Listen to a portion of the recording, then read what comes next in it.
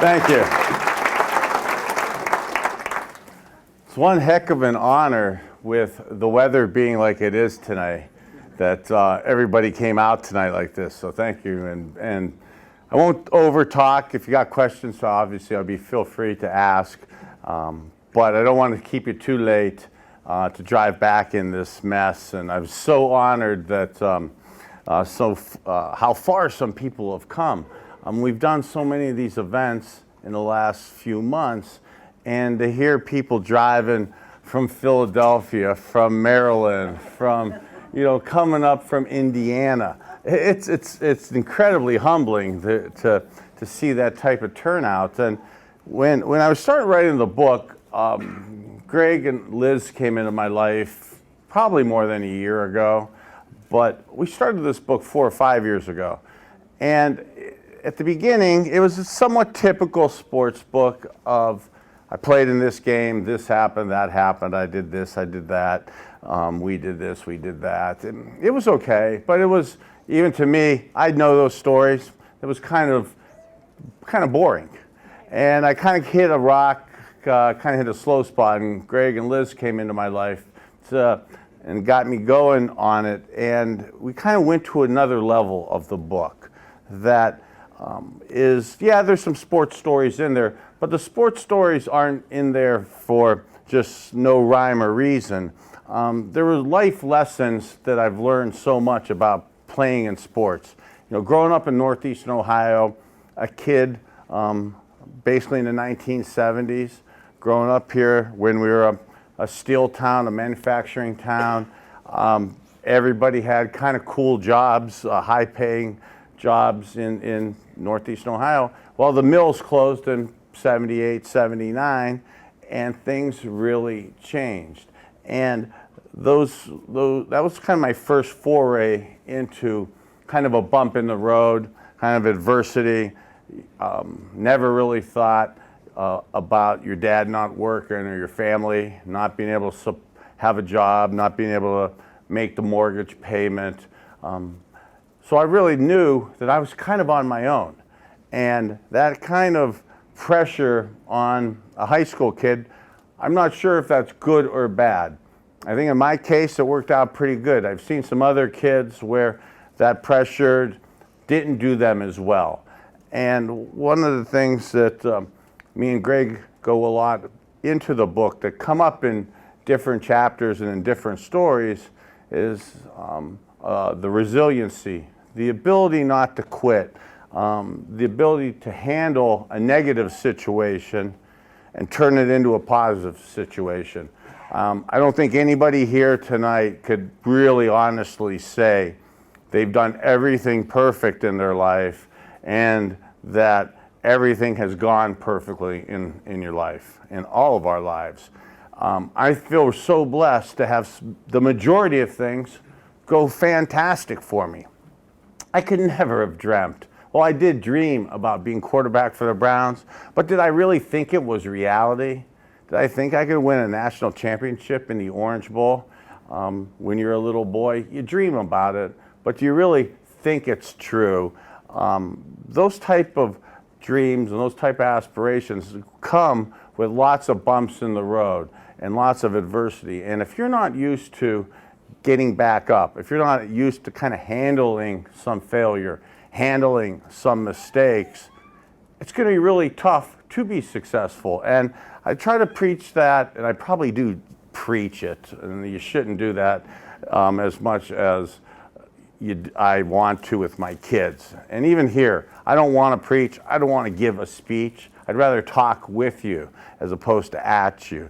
And some of those life lessons that came across through adversity, through tough times, I think made those special times, those good times, that much more fun, that much more enjoyable to be a part of. But it all came with the same core fibers that I think all of us have been kind of born with in this area.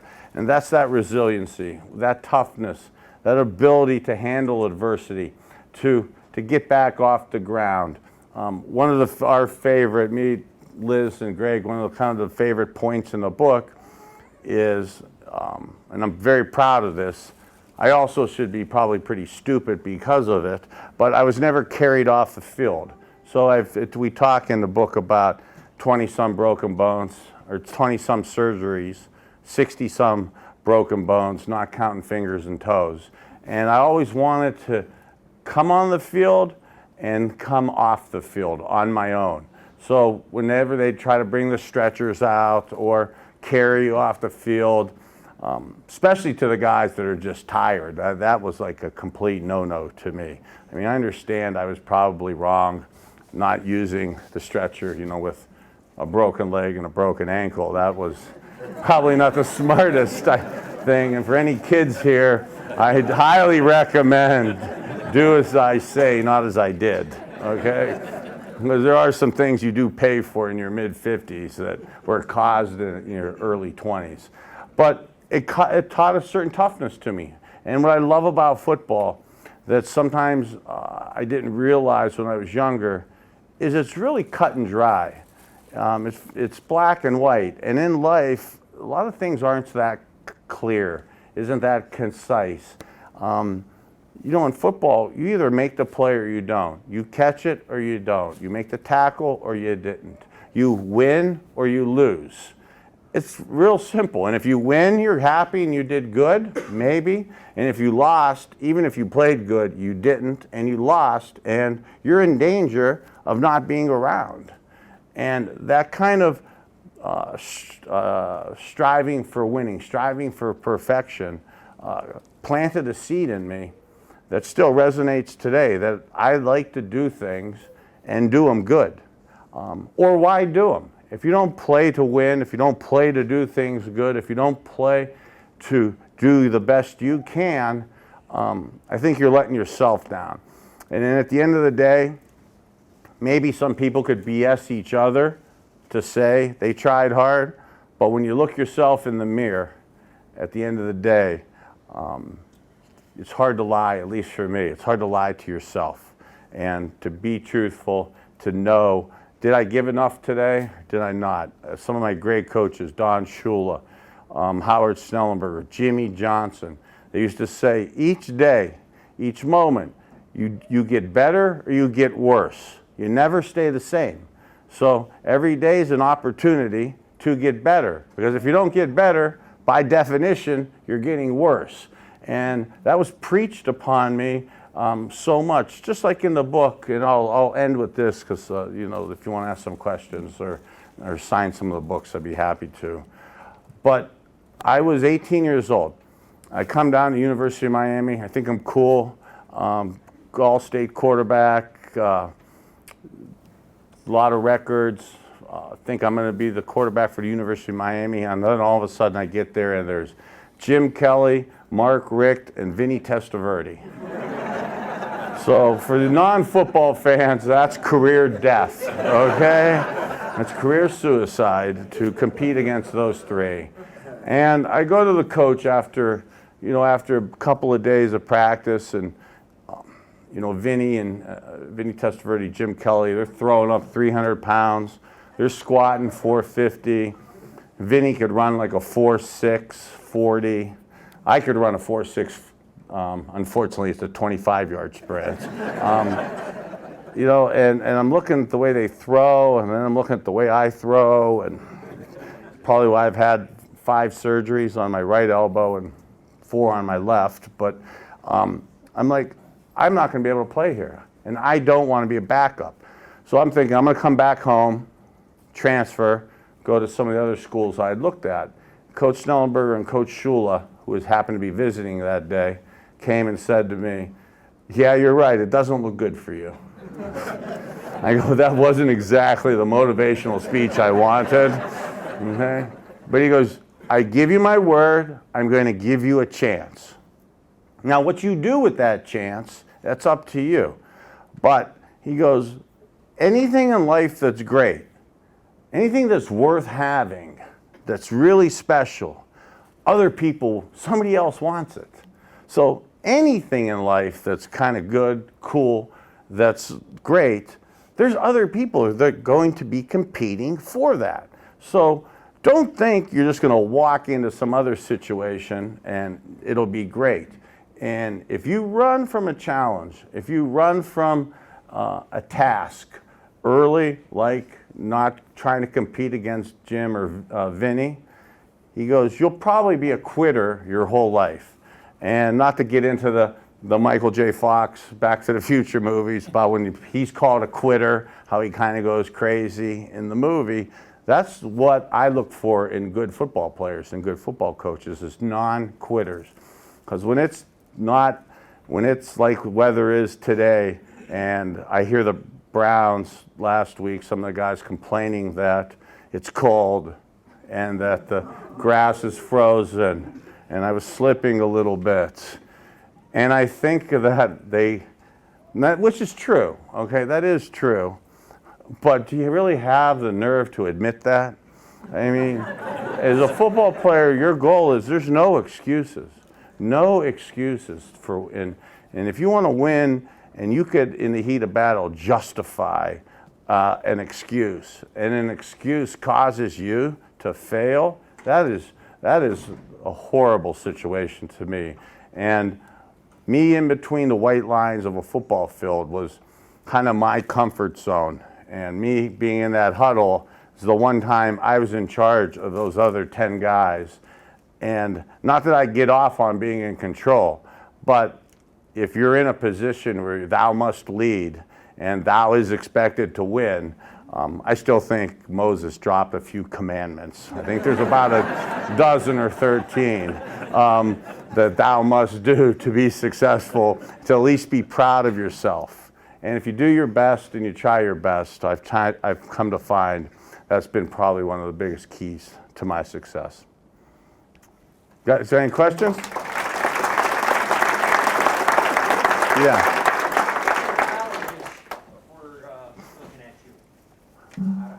You know, I being kind of a mommy's boy, I wanted to stay close to home.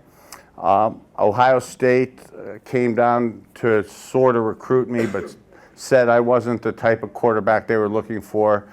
And if you remember, back in the early 80s, it wasn't the wishbone, but it was kind of a running type offenses. And I've always had the same, I've been tall, skinny, and slow. So that's not really conducive to a running offense. So then there was limited options for me in the Midwest. I tried to go to Notre Dame. A guy named Jerry Faust was going to be the head coach. I was so honored. I was so nervous. I went to give him my tape and say, Coach, I know you're the head coach at Notre Dame. I'd love to be your quarterback. Handed him my tape. Sir, would you look at it? And he goes, man, I heard so much good stuff about you. I heard you're having a great year. I heard you're a great quarterback. I'm going to look at it tonight. I'll see you tomorrow. And tomorrow came, and my head was so swelled, I floated over to see him. And he offered me a scholarship. I'm floating, you know. He goes, but we don't think you're any good at quarterback. We'd like you to be tight end. And I'm like crushed, like boom, the air goes out of the balloon. And then I'm thinking, wait a minute, he's not going to do any good either, because if he thinks I'm a tight end, I can't run and I can't block. Okay, so we got a major disconnect here, you know? So I ended up going to Miami because the other schools, the top Power 5 conference schools that recruited me were California and Stanford out west. And that was a little too far for me, although my daughter now goes to Southern Cal, which I don't really understand. But the University of Miami, University of Florida, and Florida State, the three Florida schools were the ones that recruited me. And Coach Snellenberger told me, he goes, you don't want to be an old man. He goes, I'm 54, by the way. This is not a shot at anybody. And he goes, you don't want to be in your 50s and look back, be old, and go, man, I wish I would have tried. And I go, what do you mean? He goes, try to be the best you can. I go, well, Miami's never ranked in the top 20. He goes, no, but we play everybody in the top 5. So we were the original schools that played the death schedule, you know, where you played all the top 5, 10 schools, and they typically would beat us. So Notre Dame always wanted to play us. was a good win for them. And I wanted to kind of get back, and I wanted to know. I didn't want to be my age and think, did I run from a challenge? Could I have been a good quarterback? It's better to try, I believe, and fail than to not try at all. And I talked to a lot of young kids, especially my kids, about that. But the fear and the embarrassment isn't in the failure, it's in the failure to try. You know, if you try and you do your best and it just isn't meant to be, then so be it. You tried your best, it's not meant to be. And I could deal with that. Not trying and not knowing, that's a hard thing to live with. And I think those are the types of demons that I didn't want residing in me. Bernie, that last pass you threw to Michael Jackson, is that the one where the story developed that you do that up in the dirt? You got in trouble for that. And one more real quick one. Look. Has Dorsey called you yet? You know, when I do it through, in my past, when I've talked about future jobs that I would like the Browns, it hasn't materialized well. So I haven't got many phone calls yet. What I've noticed when people get hired to jobs like that, it's amazing how many new friends they have within 72 hours. You go through a sequence of everybody and their brother is calling you.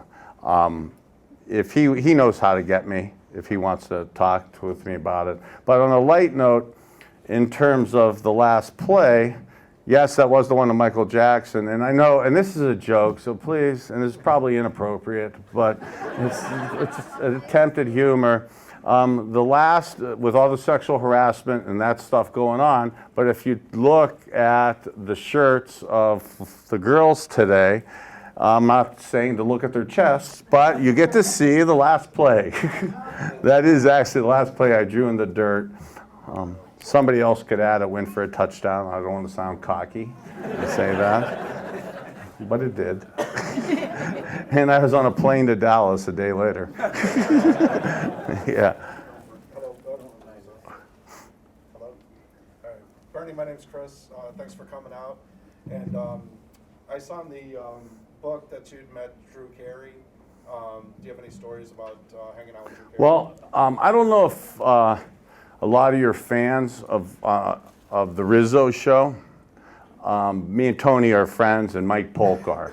So Polk is now basically co-hosting that show with him, and Polk has some skits that, as long as it's not a skit on you, it's generally pretty funny. Sometimes if it's you, I'm not sure it's funny, because his humor is very intellectual. But Drew Carey started his career kind of making fun of me at the Improv, and he would do like my stance. He goes, I love a quarterback and he can't even stand straight. He gets under center like this, and he does my drop he throws sidearm. And so when I met Drew, he thought I was gonna be mad at him because he was making jokes about me on stage, and I happened to be at one of his shows. And he's so nervous, thinks I'm gonna kill him. And he did make fun of me. Unfortunately, the jokes were true, okay? So it's hard to really be mad at him and we ended up really hitting it off and becoming friends.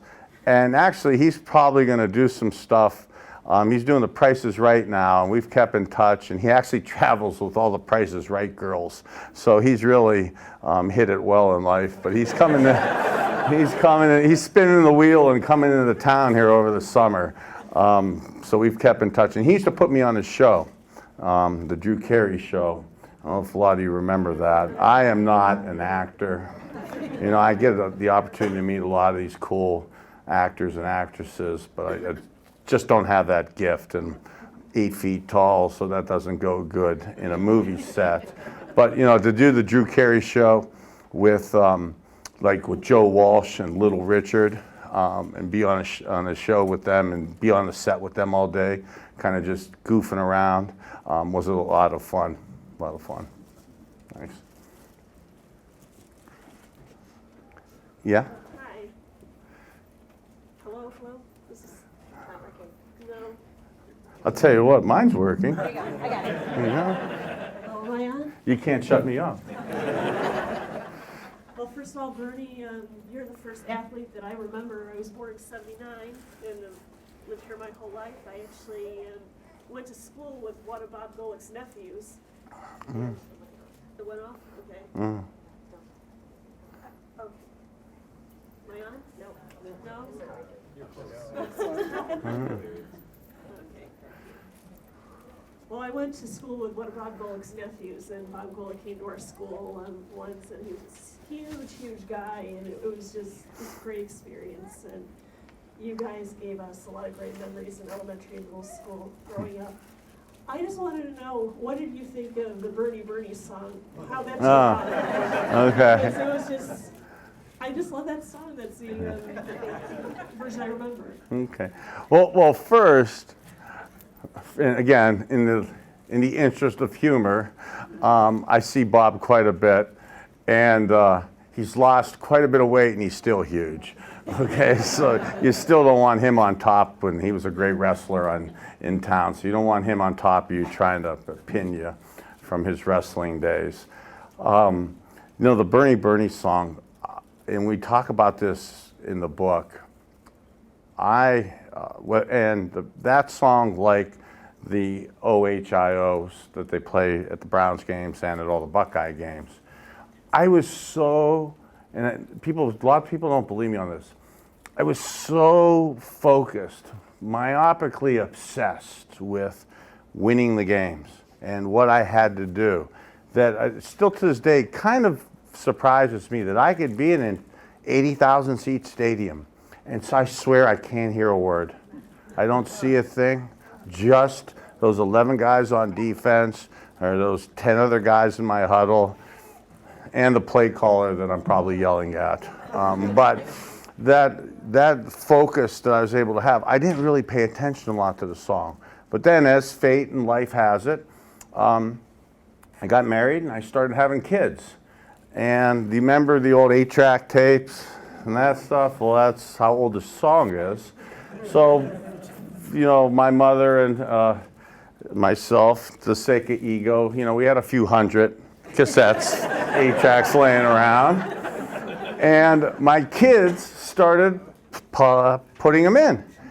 And when you see, and this will really sound egotistical or cocky, so I apologize in advance, but when your kids love that song and they're putting it in, and you see them dancing and they're videoing it. I have no musical and I have no dancing abilities, so I can't really do that. But when your kids are singing a song, and when they're playing it and say, "That's my favorite song," it was incredibly fulfilling. And on the way over here today, Munch Bishop has a radio show. I was talking with him about it. And he plays the song every time before I come on, so it always brings a smile to my face. And at least I'm guaranteed to at least know the first couple words. And I say that, I know we got to get to signing, and one last little thing maybe. Part of what we're doing too, I've started kind of a wellness concept stuff myself that hopefully the book takes off and we're able to help more athletes. But I came across a phenomenal doctor who's helped with the CTE. We've all heard about those concussions and that stuff. Unfortunately, it really is real. And great friend of mine, old coach Marty Schottenheimer, has the issues going. And for him, people have always asked me and Greg talked about it 9,000 times, would you change anything again, knowing what you know now? And I said unequivocally, every time, no. I love it. Those are the best memories, but I never considered losing your memory. And when I talked to Marty's wife, Pat, and she said the hardest thing to watch is he doesn't have those memories. And I know I've said that a couple times before, and there's some other people that have said some rough jokes about some of his hardships in the playoffs. But overall, that man's won a lot of NFL football games. And when we're sitting here with our record right now, I think we would take the opportunity to play in some playoff games like we did. So there's some really good new wellness concepts that are more holistic based as opposed to just surgery you, medicate you, and then physical therapy you. There's some other kind of wellness concepts that build up your immune system and increase your hydration that I really think has had good effects on myself and some of the other guys we've worked on. And I'd like to get some of these guys that are my age into the program before it gets too late, because a lot of us tend to only see the doctor or start getting treatments or work on things when we're hurting or when it's sometimes later. To kind of get ahead of it, because most of us know we have it, we're just trying to not think about it or pretend it's not there. If you address it, and again, like in the book, I always try to address my issues head on, because you're not going to get it fixed if you pretend they're not there, whatever the issue is. So let's sign some books. How's that sound, okay? Thank you. God bless.